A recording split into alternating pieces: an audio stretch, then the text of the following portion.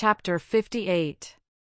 Noirtier de Villefort. We will now relate what was passing in the house of the king's attorney after the departure of Madame Danglars and her daughter, and during the time of the conversation between Maximilian and Valentine, which we have just detailed. De Villefort entered his father's room, followed by Madame de Villefort. Both of the visitors, after saluting the old man and speaking to Barrois, a faithful servant, who had been 25 years in his service, took their places on either side of the paralytic. Noirtier was sitting in an armchair, which moved upon casters, in which he was wheeled into the room in the morning, and in the same way drawn out again at night. He was placed before a large glass, which reflected the whole apartment, and so, without any attempt to move, which would have been impossible, he could see all who entered the room and everything which was going on around him. Noirtier, although almost as immovable as a corpse, looked at the newcomers with a quick and intelligent expression, perceiving at once, by their ceremonious courtesy, that they were come on business of an unexpected and official character.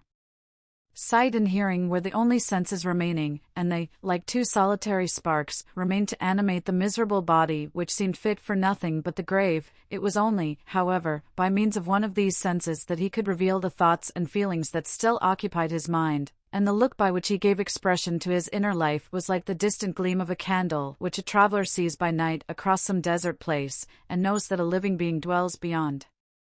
The silence and obscurity. Noirtier's hair was long and white, and flowed over his shoulders, while in his eyes, shaded by thick black lashes, was concentrated, as it often happens with an organ which is used to the exclusion of the others, all the activity, address, force, and intelligence which were formerly diffused over his whole body, and so although the movement of the arm, the sound of the voice, and the agility of the body, were wanting, the speaking eye sufficed for all.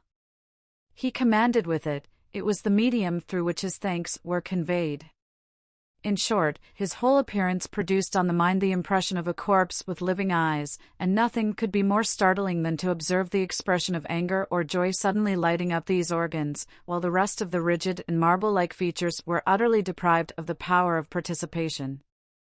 3 persons only could understand this language of the poor paralytic. These were Villefort, Valentine, and the old servant of whom we have already spoken. But as Villefort saw his father but seldom, and then only when absolutely obliged, and as he never took any pains to please or gratify him when he was there, all the old man's happiness was centered in his granddaughter. Valentine, by means of her love, her patience, and her devotion, had learned to read in Noirtier's look all the varied feelings which were passing in his mind. To this dumb language, which was so unintelligible to others, she answered by throwing her whole soul into the expression of her countenance, and in this manner were the conversation sustained between the blooming girl and the helpless invalid, whose body could scarcely be called a living one, but who, nevertheless, possessed a fund of knowledge and penetration, united with a will as powerful as ever although clogged by a body rendered utterly incapable of obeying its impulses. Valentine had solved the problem, and was able easily to understand his thoughts, and to convey her own in return, and, through her untiring and devoted assiduity, it was seldom that, in the ordinary transactions of everyday life, she failed to anticipate the wishes of the living, thinking mind, or the wants of the almost inanimate body. As to the servant, he had, as we have said, been with his master for 25 years, therefore he knew all his habits, and it was seldom that Noirtier found it necessary to ask for anything, so prompt was he in administering to all the necessities of the invalid. Villefort did not need the help of either Valentine or the domestic in order to carry on with his father the strange conversation which he was about to begin. As we have said, he perfectly understood the old man's vocabulary, and if he did not use it more often, it was only indifference and ennui which prevented him from so doing. He therefore allowed Valentine to go into the garden, sent away Barrois, and after having seated himself at his father's right hand, while Madame de Villefort placed herself on the left, he addressed him thus: "I trust you will not be displeased, sir, that Valentine has not come with us, or that I dismissed Barrois, for our conference will be one which could not with propriety be carried on in the presence of either. Madame de Villefort and I have a communication to make to you." Noirtier's face remained perfectly passive during this long preamble, while, on the contrary, Villefort's eye was endeavoring to penetrate into the inmost recesses of the old man's heart. This communication, continued the procureur, in that cold and decisive tone which seemed at once to preclude all discussion, will, we are sure, meet with your approbation. The eye of the invalid still retained that vacancy of expression which prevented his son from obtaining any knowledge of the feelings which were passing in his mind. He listened, nothing more. Sir, resumed Villefort, we are thinking of marrying Valentine. Had the old man's face been molded in wax, it could not have shown less emotion at this news than was now to be traced there. The marriage will take place in less than 3 months, said Villefort. Noirtier's eye still retained its inanimate expression. Madame de Villefort now took her part in the conversation and added, we thought this news would possess an interest for you, sir, who have always entertained a great affection for Valentine. It therefore only now remains for us to tell you the name of the young man for whom she is destined. It is one of the most desirable connections which could possibly be formed. He possesses fortune, a high rank in society, and every personal qualification likely to render Valentine supremely happy. His name, moreover, cannot be wholly unknown to you. It is M. Franz de Canal, Baron d'Épinay. While his wife was speaking, Villefort had narrowly watched the old man's countenance. When Madame de Villefort pronounced the name of Franz, the pupil of M. Noirtier's eye began to dilate, and his eyelids trembled with the same movement that may be perceived on the lips of an individual about to speak, and he darted a lightning glance at Madame de Villefort and his son. The procureur, who knew the political hatred which had formerly existed between M. Noirtier and the elder d'Épinay, well understood the agitation and anger which the announcement had produced, but, feigning not to perceive either, he immediately resumed the narrative begun by his wife.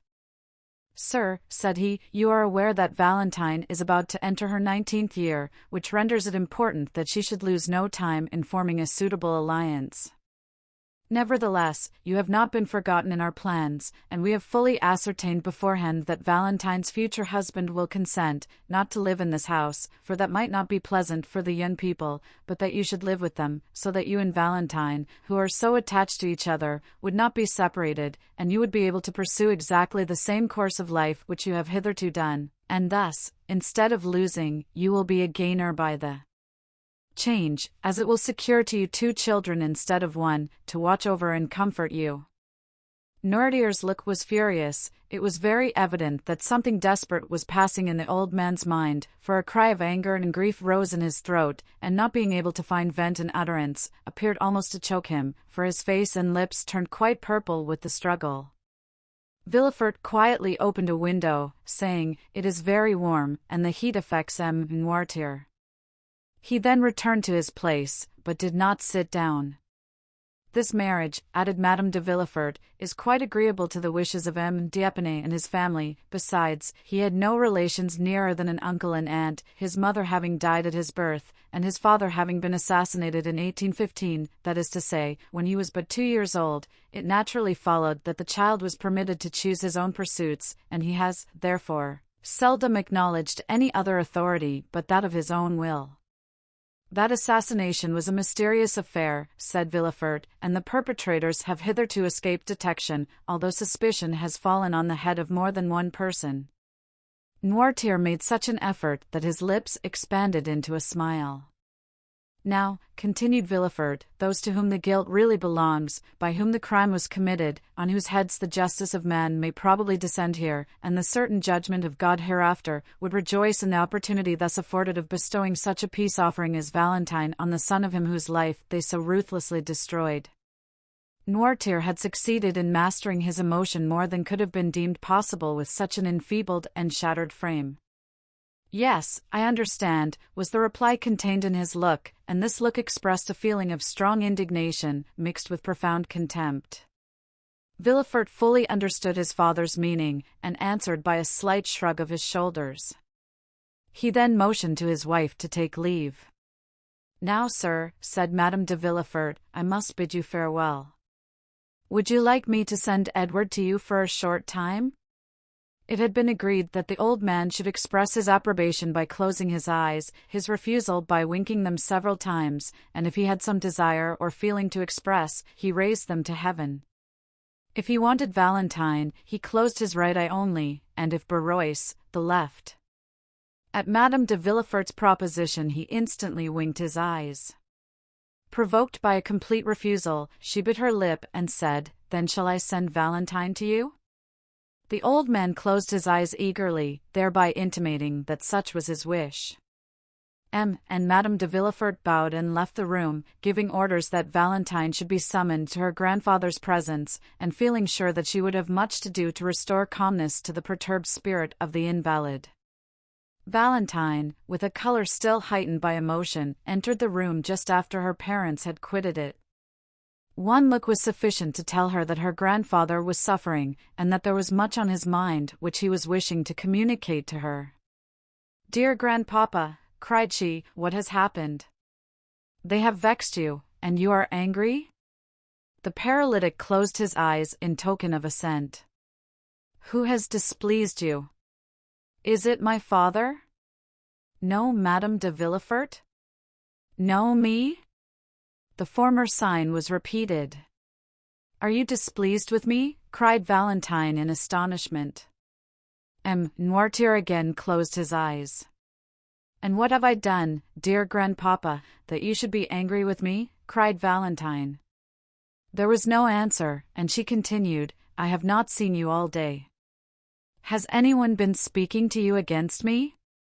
"Yes," said the old man's look, with eagerness. "Let me think a moment.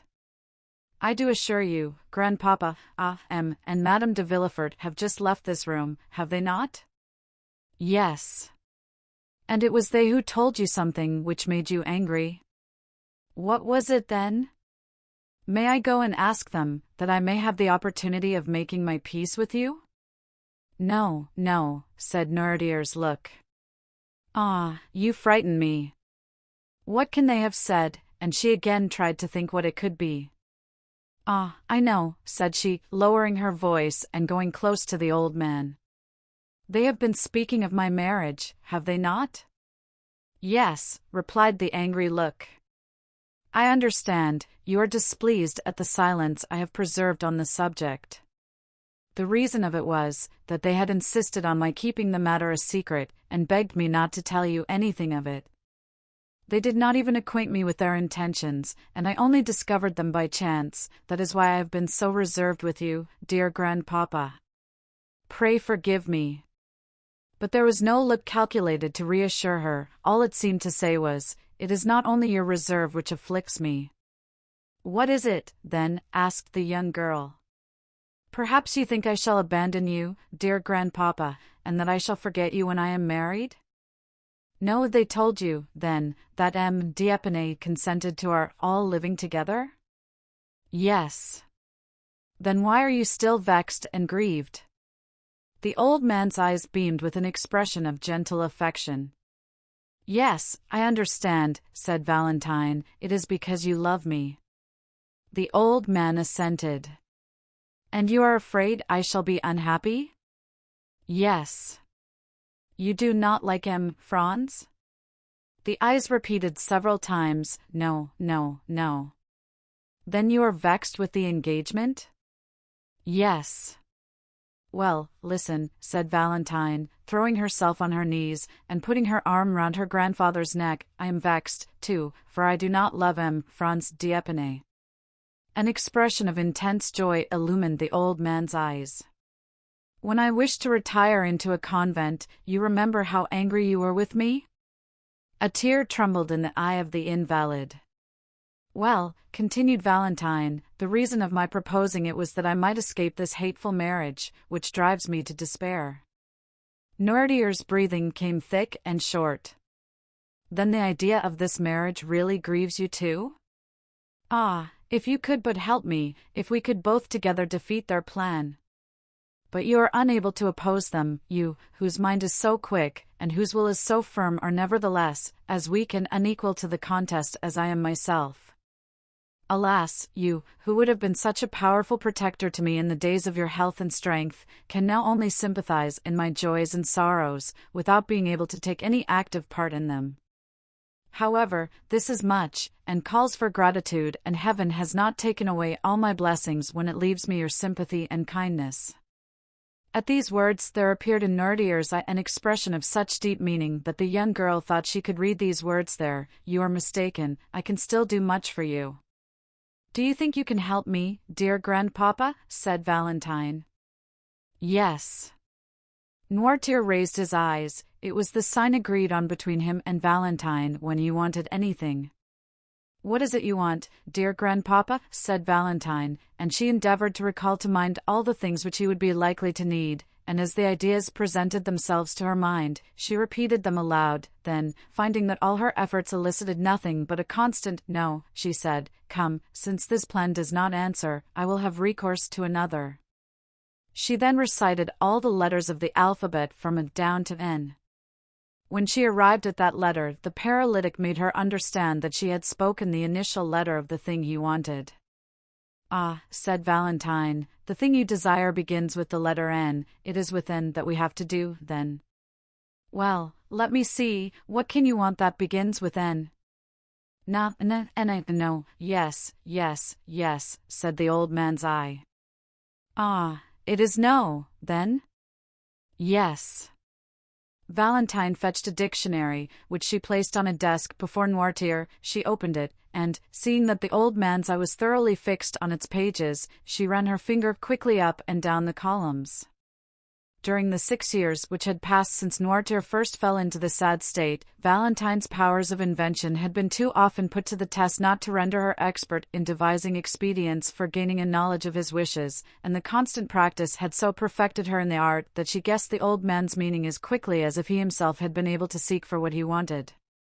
At the word notary, Noirtier made a sign to her to stop. "Notary," said she, "do you want a notary, dear grandpapa?" The old man again signified that it was a notary he desired. "You would wish a notary to be sent for then?" said Valentine. "Yes." "Shall my father be informed of your wish?" "Yes."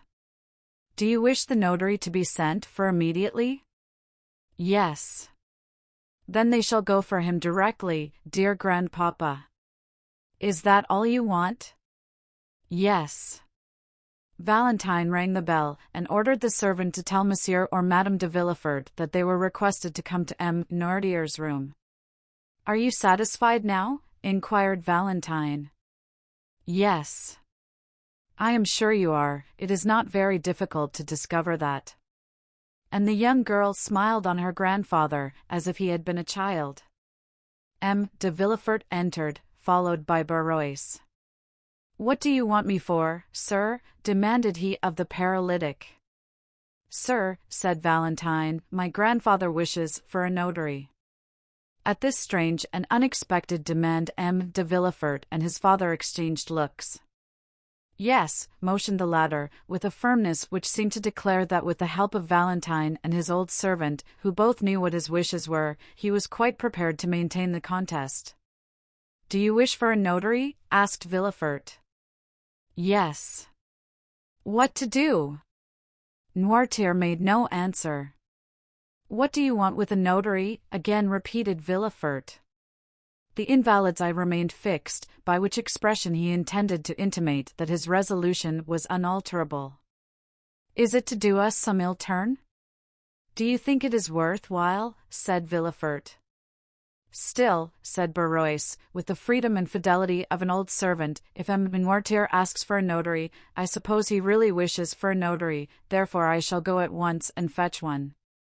Barrois acknowledged no master but Noirtier, and never allowed his desires in any way to be contradicted. "Yes, I do want a notary," motioned the old man, shutting his eyes with a look of defiance, which seemed to say, "And I should like to see the person who dares to refuse my request." "You shall have a notary, as you absolutely wish for one, sir," said Villefort, "but I shall explain to him your state of health, and make excuses for you, for the scene cannot fail of being a most ridiculous one." "Never mind that," said Barrois, "I shall go and fetch a notary, nevertheless." And the old servant departed triumphantly on his mission, ______.